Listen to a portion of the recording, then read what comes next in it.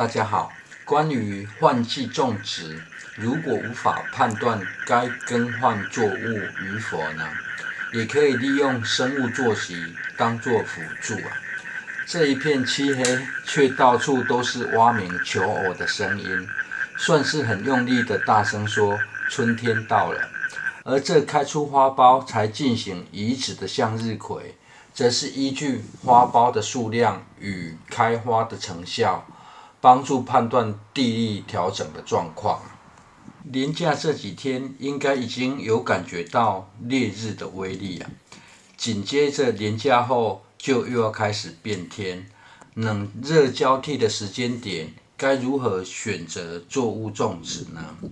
由于已经发现出现太阳时，气温立即变得非常高，因此菜地若是属于全日照的场域呢，就可以开始换季种植了。由于不喜欢在雨水到来后下田踩踏，因此提早进行作物采收。后院的种植空间有些位置日照比较低啊，另外这则是利用百香果帮忙遮掩日照。有人问呢，百香果熟了没？可以拔2颗回去吃吗？只要有变红就可以拔，再采用事后催熟的方式啊。结果一次被清光，只剩绿的哈。不过天气热，可以生长得很快啊。由于这是混合式棚架，棚架下方有种植四季豆与冰厚结球莴苣。四季豆是比较受喜爱的豆科植物啦。天气虽然转热了，但是如果空间可以降低日照，长豆倒不是问题。至于这冰厚结球莴苣跟过往的结球莴苣是不同品种，虽然目前看起来长得还不错啦，但是要继续种植可能得花一点功夫才有机会啊。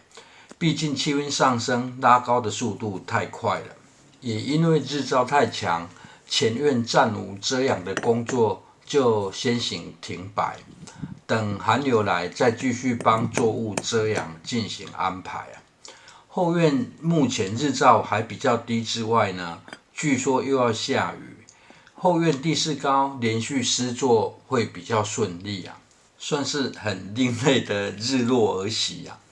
拍摄的影片会前后院跳来跳去，除了因为作物生长需要时间，另一个原因也是搭配天气与堆草草的空间啊。毕竟清楚的杂草也需要时间让它晒干。这前方的百香果棚架地面有铺设水泥地，要让水不靠动力直接往内部走，有点困难。而现在原本打算把砖墙全部敲掉，不过找不到铁钻可用，就只能慢慢突破了。方法是有点笨啊，但是只要能解决问题，也是好方法。而站对边这件事情很重要啊，不然真的会应验拿砖头砸自己的脚。这已经跟过往做法有很大的不同了。以前大都不会去破坏不好还原的结构啊，最后选择了最粗暴的方式，但是只先点到为止啦。只是这个施力呢，有点大点哈。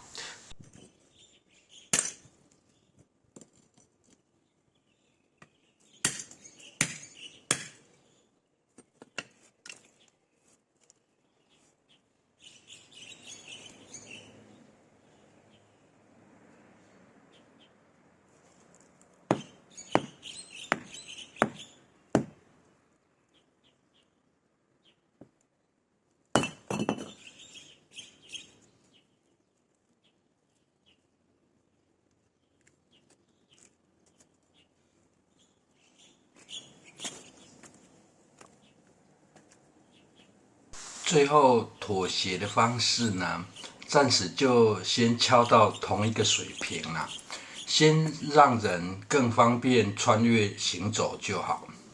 储水设施呢，得等有帮手才有办法搬啦。接着要翻墙种植与浇水就更为方便了。这个位置要进行种植的是接受环境自然驯化的四季豆，这种苗的来源是自己掉落长出来的幼苗。为了方便日后的浇水与储水能力呢，这种植的位置先进行略为立垄。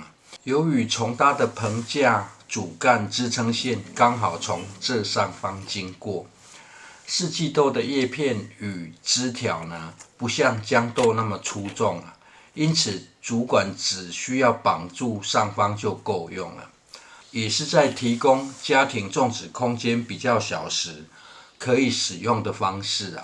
不搭绳或搭网的情形呢，要种植四季豆也是可行的。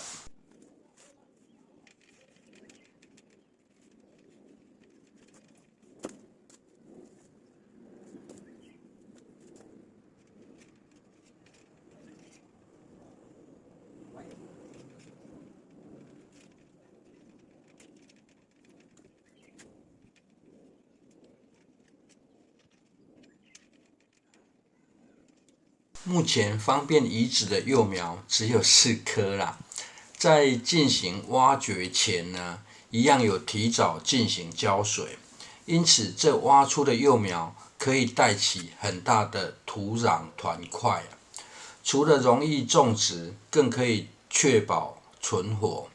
而因为四季豆的枝叶比较轻，因此一般习惯就会在同一个位置呢进行播种时，一次就播种个2-3颗种子。这倒不是担心发芽率的问题，而是因为它长出的叶片比较小，也比较轻，种植密集一点，可以善用空间来增加采收的数量。接着就是现采干掉的豆子进行播种。豆科植物若是要进行留种呢，可以在生长得很旺盛时留几条豆子，不要采收，让它自然干掉会比较方便，这样可以省掉还得摘下晒干的麻烦。